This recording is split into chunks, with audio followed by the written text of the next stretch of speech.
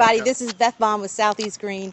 I'm here with Chris from LG Squared. Hello, We're sorry we're a little bit late, but we've had some technical issues, but you know what? I love solar, and so we thought we'd come over here and at least look at the solar.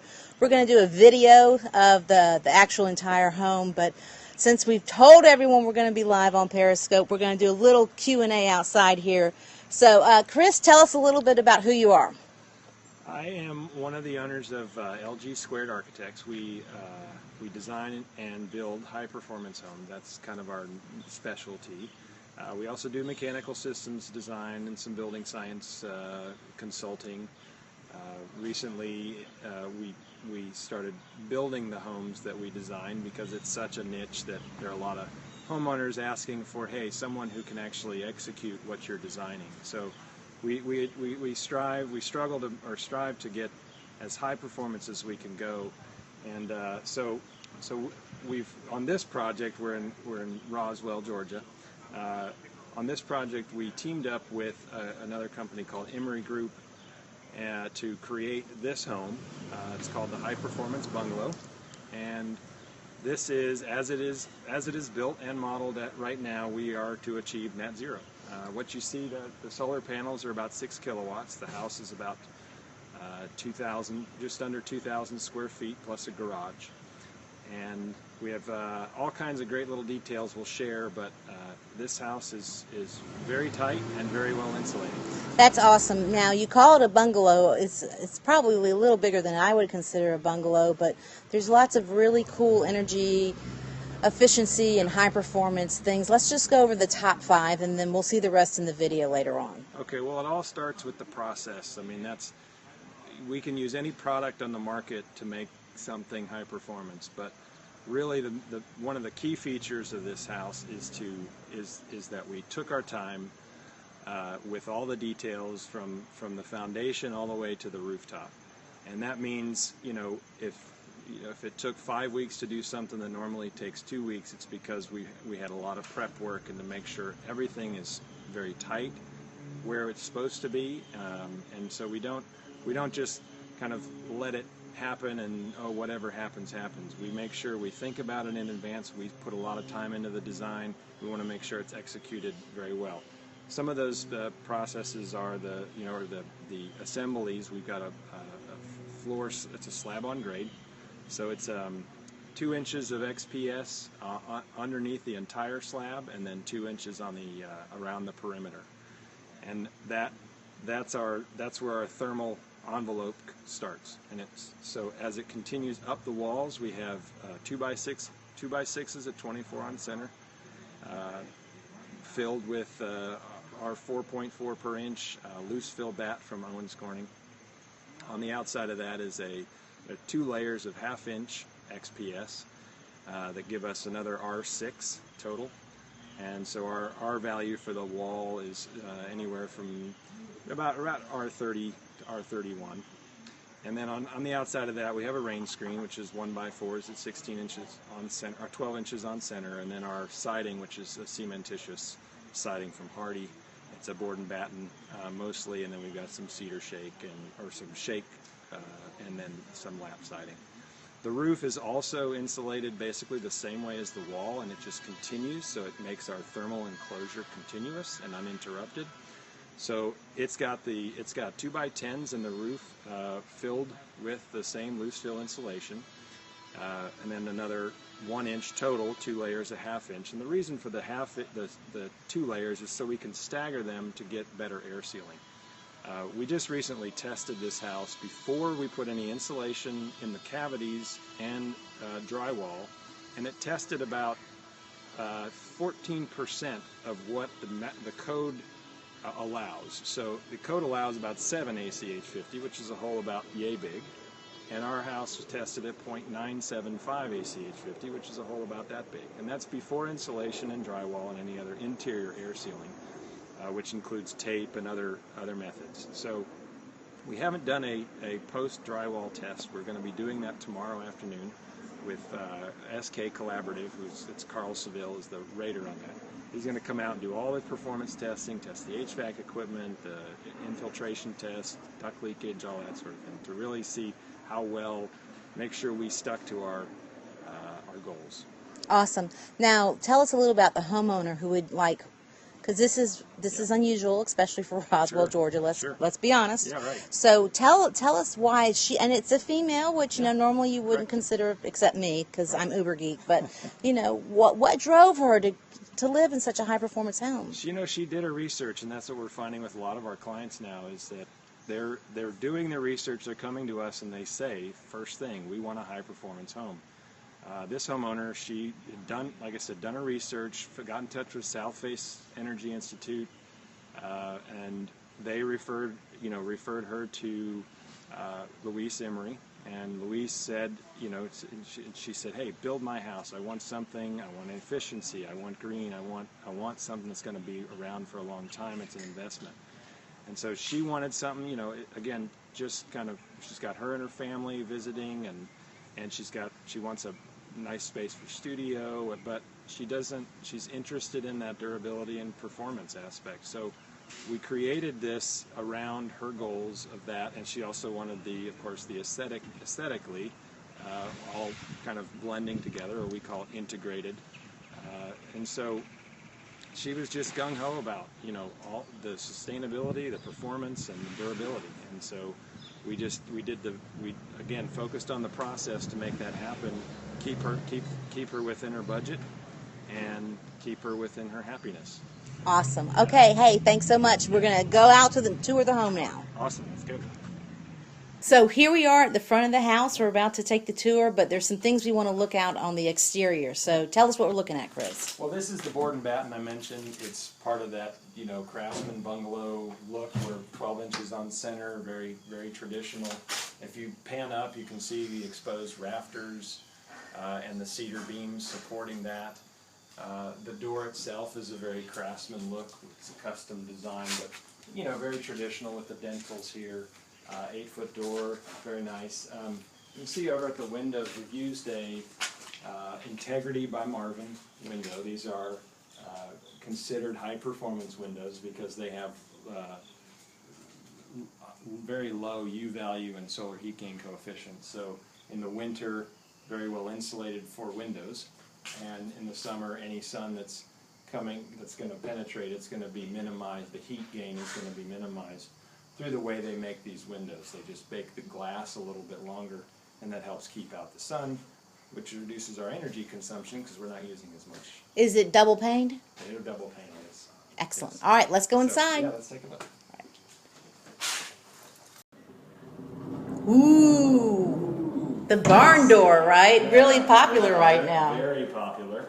This is the opening to her closet, and this was done by our trim guys. They are one of the best trim guys in the market. But anyway, again, sort of the contemporary rustic look. Interior is a little bit of a sort of new traditional, which is sort of contemporary with a mix of the traditional. So this barn door is a kind of a rustic way to a rustic touch to the interior. But it also allows you to have more space in regards to the Correct. closet next to the bedroom No door. swing door doesn't interrupt your flow, your traffic. So this is the master bedroom.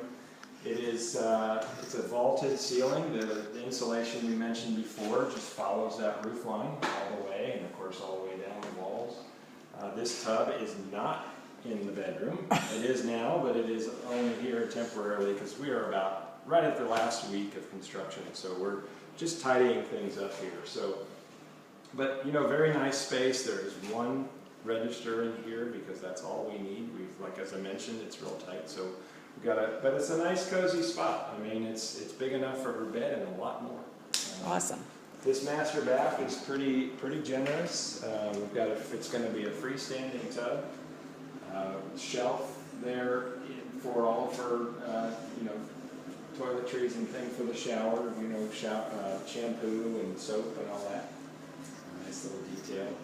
Double vanity, and a lot of these were owner-selected light fixtures. She really had some fun with that.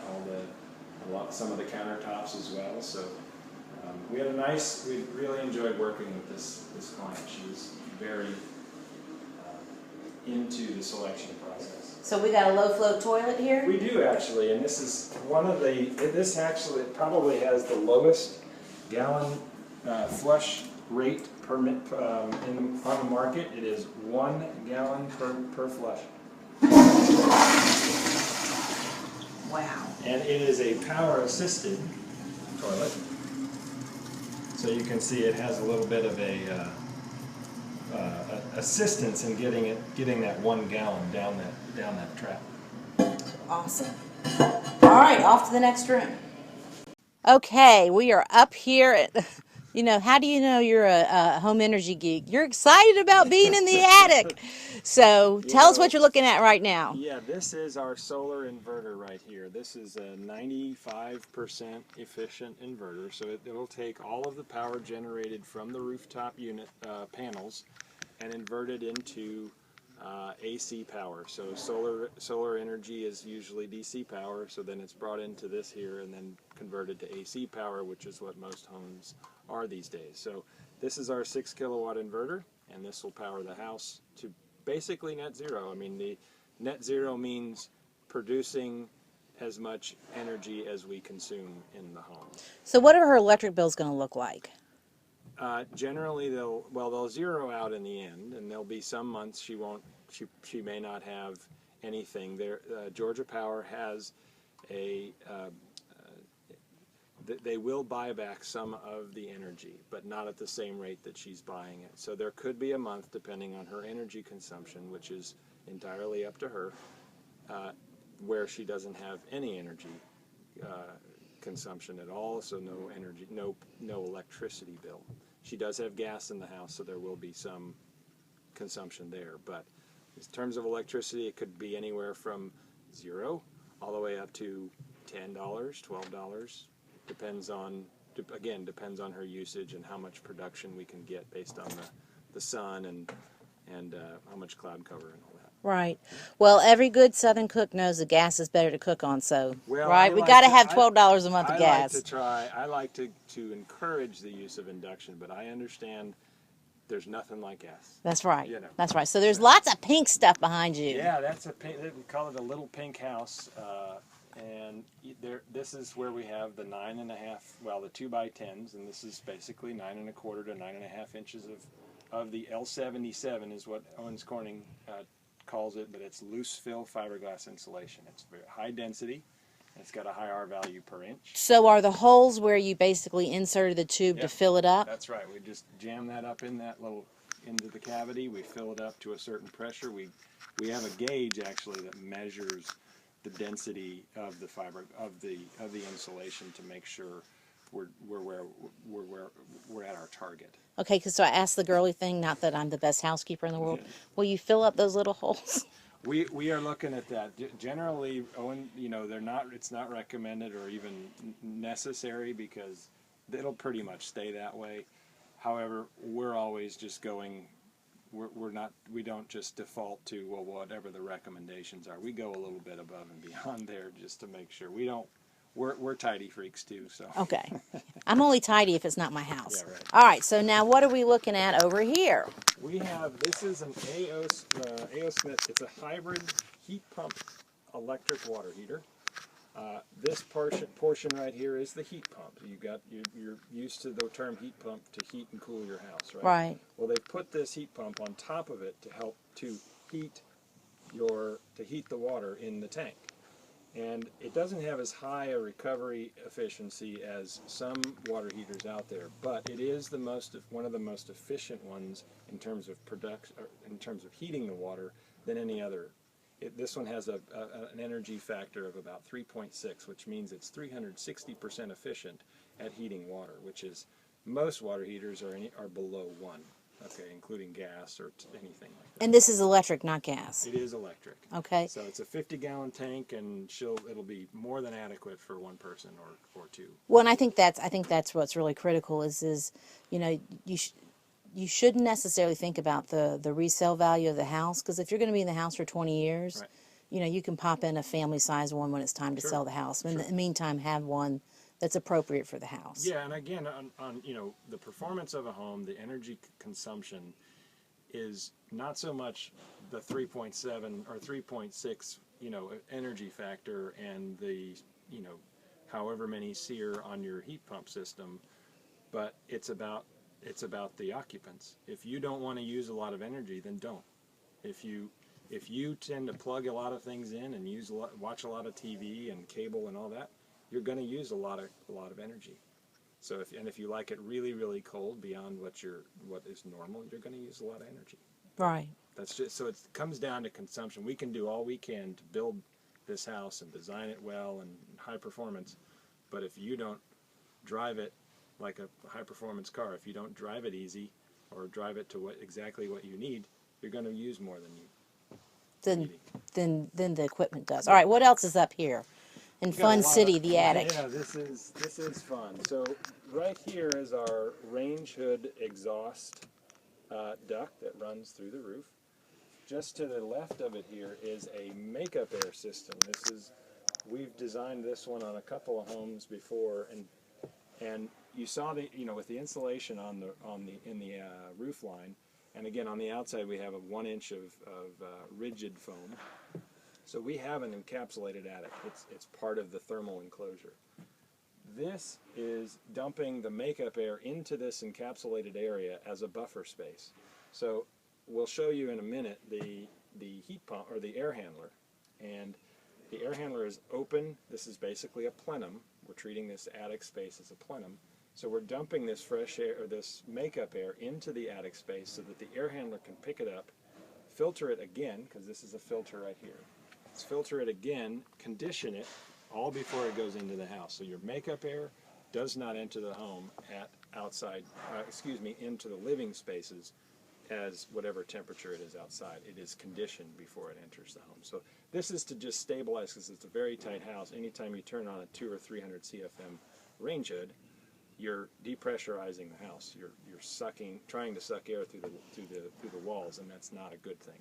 So what we want to do here is just balance that, equalize the pressure. Great. Okay. All right, now this just looks like, I don't know, a funky kind of Halloween spider or something. Before we get to that one, this is the same sort of setup, but it's for fresh air. This is bringing in, again, super tight house. You want to have good ventilation, bringing in good outdoor clean air. Okay, now that Star Wars is coming out, you know what it looks like? It looks like one of the, one of the fighters. Yeah, right. Not the Millennium Falcon, but the little fighter jets. Right, those little fighters. Yeah, that's right. Okay. But this is a filter, so again, filtering it, then dumping it in here, it gets filtered again and conditioned. So yes, this is our little contraption. It's a little bit of a kind of an octopus. In this case, whatever 5 would be for that. Anyway, so we've got 5 appendages here basically. Each one of those is a supply trunk, and each one represents a zone. So this is one of the first times this kind of system's been installed in this area. It's a ducted mini split system with zoning control. It's very uncommon right now.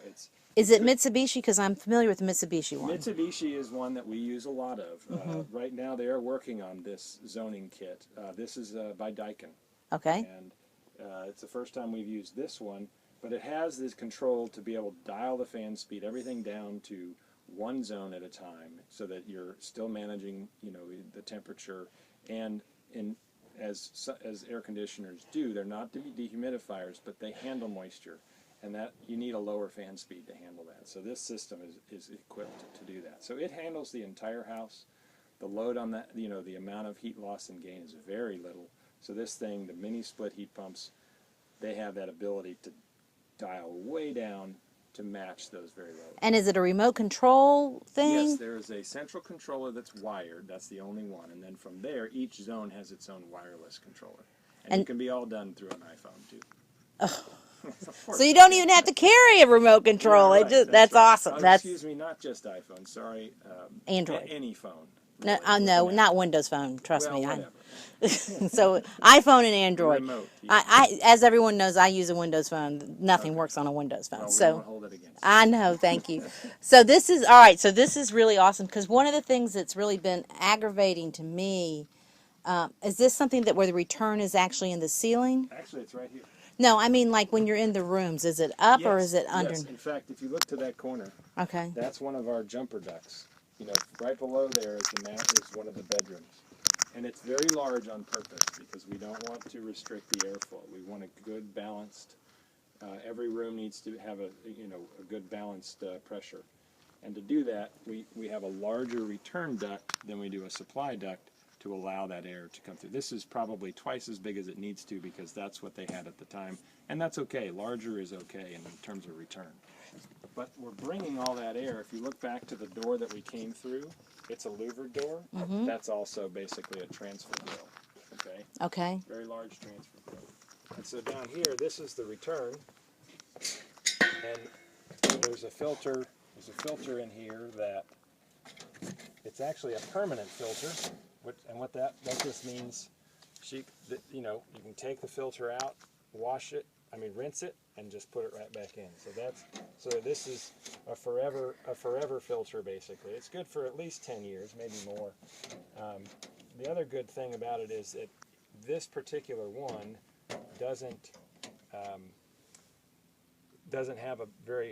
has a very low static drop, so it's not affecting the performance too. So everything is geared towards performance and durability. Awesome. Yeah. So.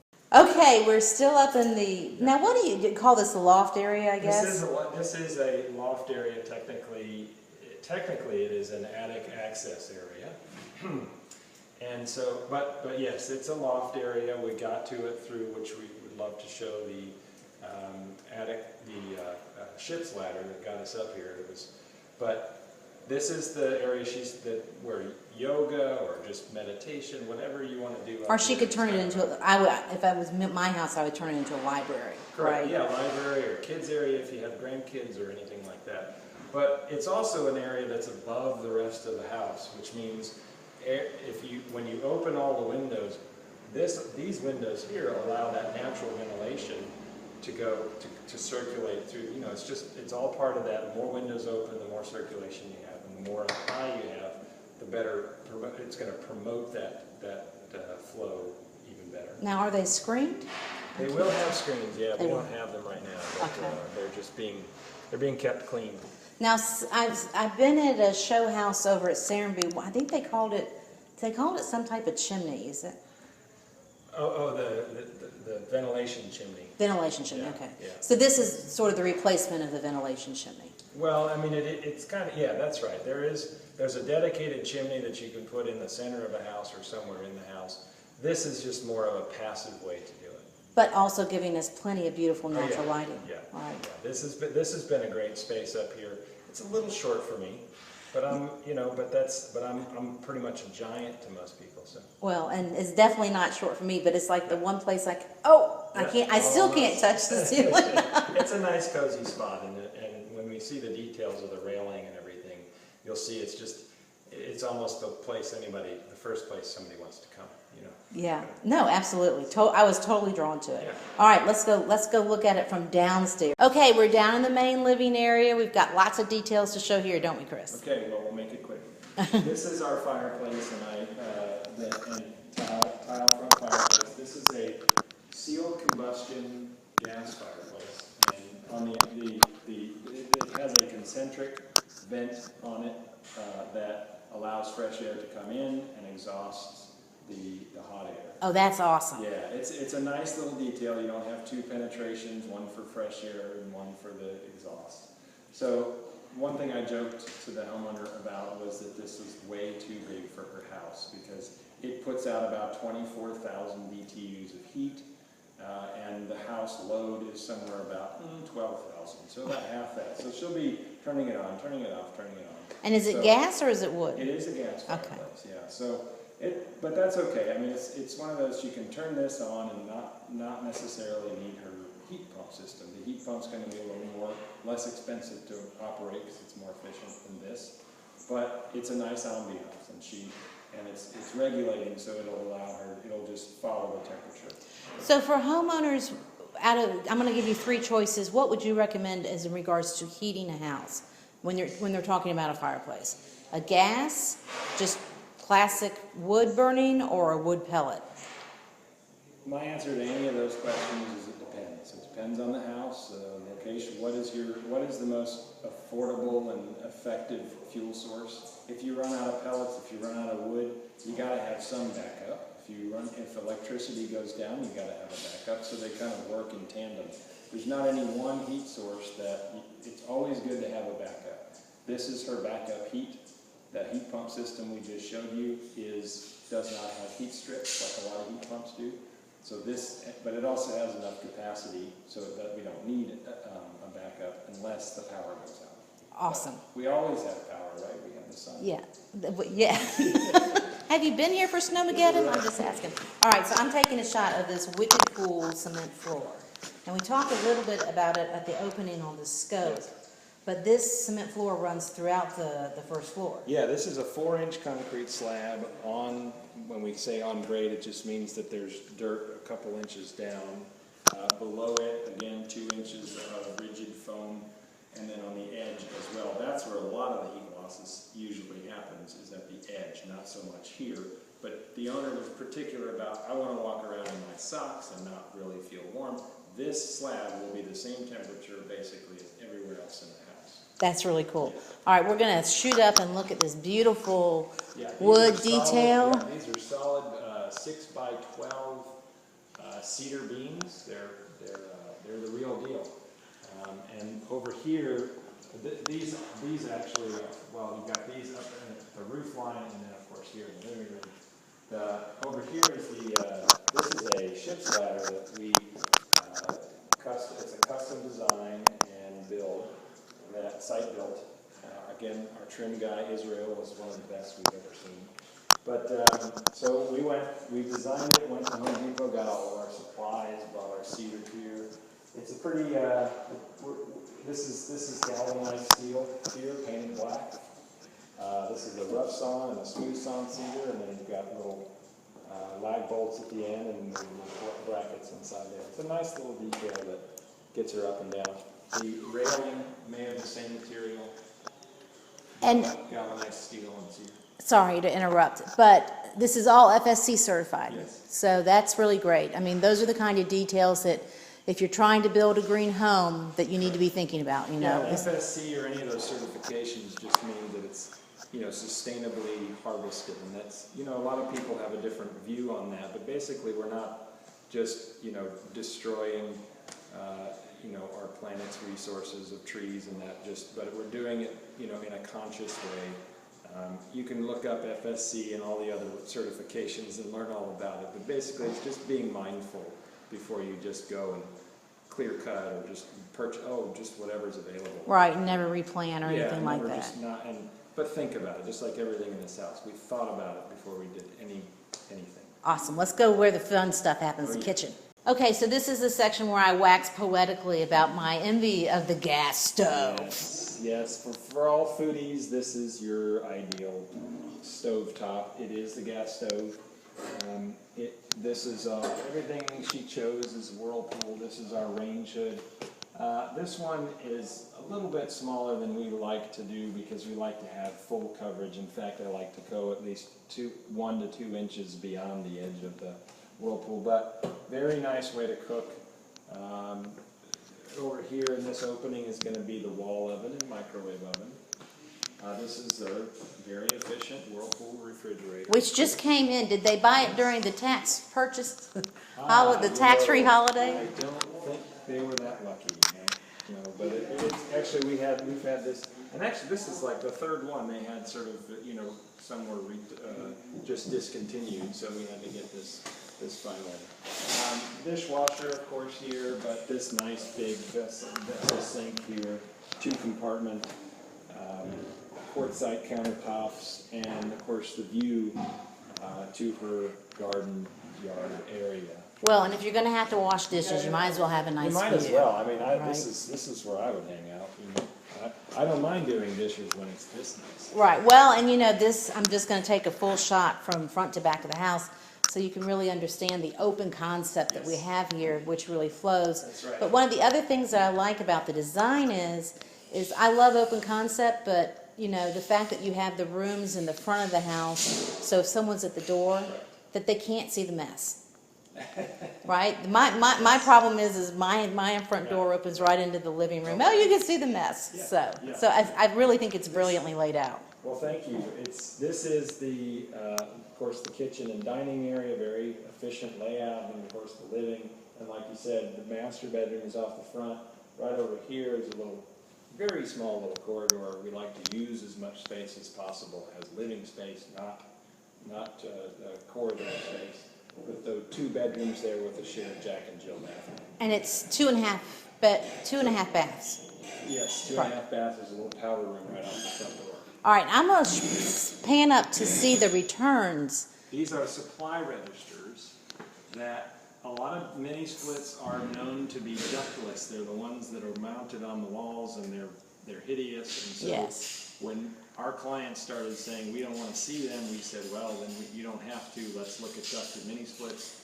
This is the same technology, the same equipment, except the air handlers are shaped a lot differently, but it also has ductwork attached to it. So it's just like any old ductwork in terms of what you're using. It's not special ductwork. It's just appropriately sized. We do we design it to be exactly what we need. And so these 2 registers are connected to ductwork that you saw up there, the 5 appendages coming off of the air handler, and we get the same efficiency, but we don't have to see it. That's awesome. All right, on to the studio.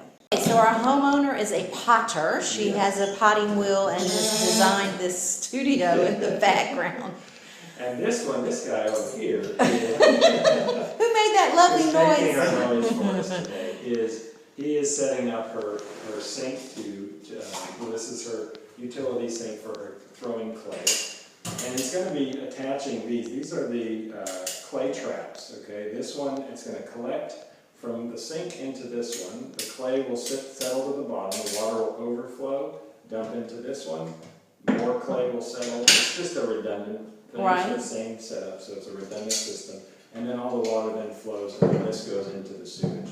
So that by the time it gets here, most, if not all, of the clay has been. So will she reuse the clay, or is it just to keep the water clean? It's just to keep the water clean. So what does she do with the clay?